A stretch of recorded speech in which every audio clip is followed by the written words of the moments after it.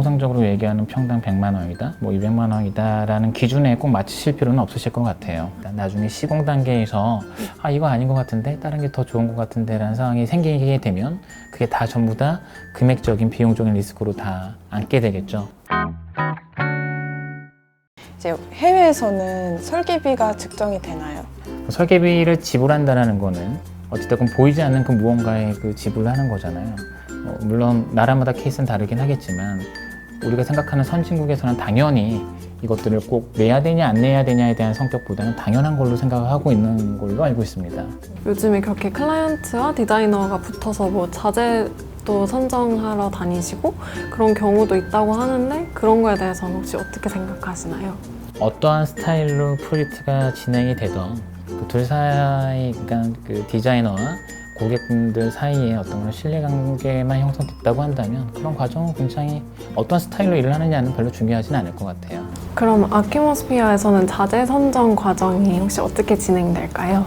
디자인 과정에서 아주 뚜렷한 컨셉이 만들어지게 되면 그 컨셉에 부합돼서 이제 모든 자료들을 선정하게 됩니다. 혹여나 시중에서 저희가 찾을 수 없는 자재가 있다고 한다면 만들어서 쓰는 경우도 굉장히 많고요. 그럼 그렇게 직접 자재를 만드신 그런 사례 관련해서 좀 더 얘기해 주실 수 있나요? 재료 자체가 갖고 있는 힘은 굉장히 또 큽니다. 그러니까 그런 무언가를 드러내는 어떤 그런 하나의 요소로서 굉장히 잘 활용되고 있는데요. 그 시중에 있는 여러 자재를 가지고 그들의 어떤 그런 정체성을 표현하기에는 또 한계가 있는 경우들도 굉장히 많습니다. 그래서 그러다 보면 당연히 제작을 해서 그런 제작된 재료를 통해서 어떤 그런 프로젝트를 진행하는 경우들도 굉장히 많은데요. 거의 매 프로젝트에 하나씩은 그런 케이스가 있는 것 같기는 해요. 그러면 이제 사람들이 미용실 갈 때 연예인 사진 들고 가서 이 머리처럼 해주세요 하는 것처럼 뭔가 확고한 디자인이 있으면은 그거를 그냥 바로 시공사를 찾아가서 하는 경우도 있을까요? 디자이너의 입장에서는 무언가가 똑같이 만들어지고 이렇게 하는 것들은 부정적으로 생각될 수도 있긴 하지만 그렇게 했을 때보다 이런 게 더 좋을 것 같다라는 느낌을 갖게 하는 게 더 중요한 이야기일 것 같아요. 이런 프로그램을 통해서 사람들이 좀 더 많은 인식이 변화가 된다고 한다면 그런 케이스도 좀 줄어들지 않을까라는 생각도 듭니다. 혹시 디자인 카피를 당하시는 경우가 있으세요? 네, 맞습니다.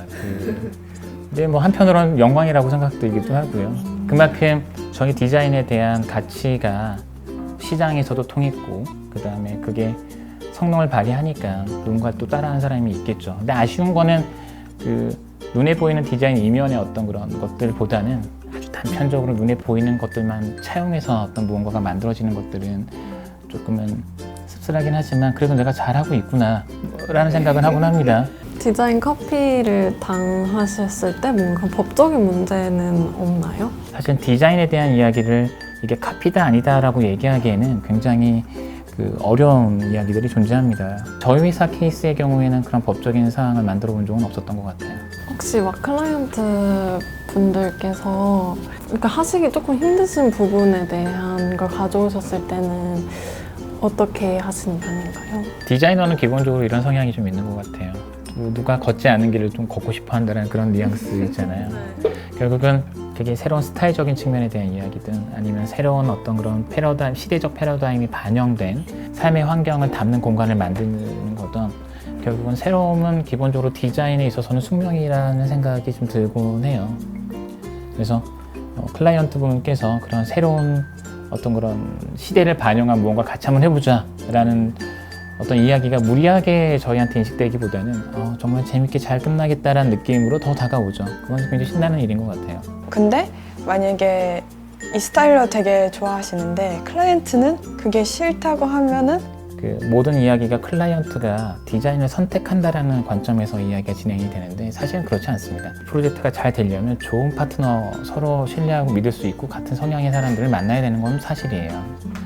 어떤 스타일에 있어서의 성향을 얘기하는 것보다는 이 과정을 잘 풀어나가고 공동의 목적에 대한 이야기가 뚜렷하고 같은 곳을 바라볼 수 있는 분이어야 저희 회사도 이 클라이언트 분과 함께 하게 되게 되면 굉장히 좋은 결과를 만들어낼 수 있겠다는 확신을 갖게 되는 거죠. 클라이언트는 이제 파트너가 되는 거죠. 그럼요. 그럼 마지막으로 이제 좋은 인테리어 파트너를 만날 수 있는 그런 정보 부탁드려요. 당연히 발품을 좀 파셔야 되겠죠. 그 다음에 또 요즘에 웹상으로 굉장히 많은 그런 플랫폼이 존재하는 걸로 또 알고 있습니다. 그들이 과거에 또 어떠한 과정을 통해서 잘 좋은 성과를 만드셨는지도 한번 확인해 보신다고 한다면 또 좋은 파트너를 찾는 데 있어서 되게 좋은 어떤 그런 방법이지 않을까라는 생각도 들고요. 또 두 번째로는 조금은 또 솔직해지셔야 될 거라고 저는 생각이 들어요. 고객 입장에서도 자신의 환경과 예산, 그 다음에 명확한 니즈가 어떤 건지에 대한 이야기를 충분히 좀 고려해 보시고 클라이언트한테 잘 그 이야기를 좀 많이 해주시면 디자인사에게 또 그에 맞는 또 무언가가 또 만들어질 수 있을 거라고 저는 생각이 듭니다.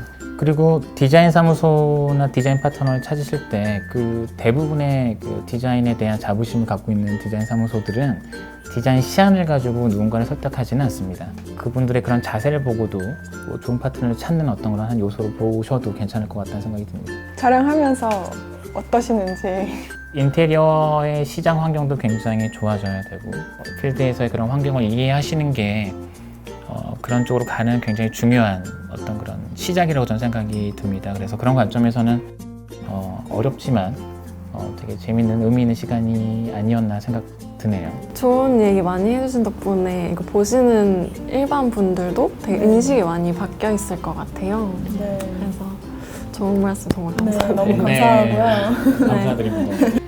편안하게 잘 이렇게 맞아주셔서 감사합니다. 네. 오늘 이렇게 박경식 대표님 모시고 되게 좋은 얘기들 많이 나눴는데요. 다음번에 또 더 네. 좋은 얘기들 가지고 찾아오겠습니다. 네. 만약에 영상을 좋아하시면 구독과 좋아요 눌러주세요. 네, 감사합니다. 감사합니다. 감사합니다.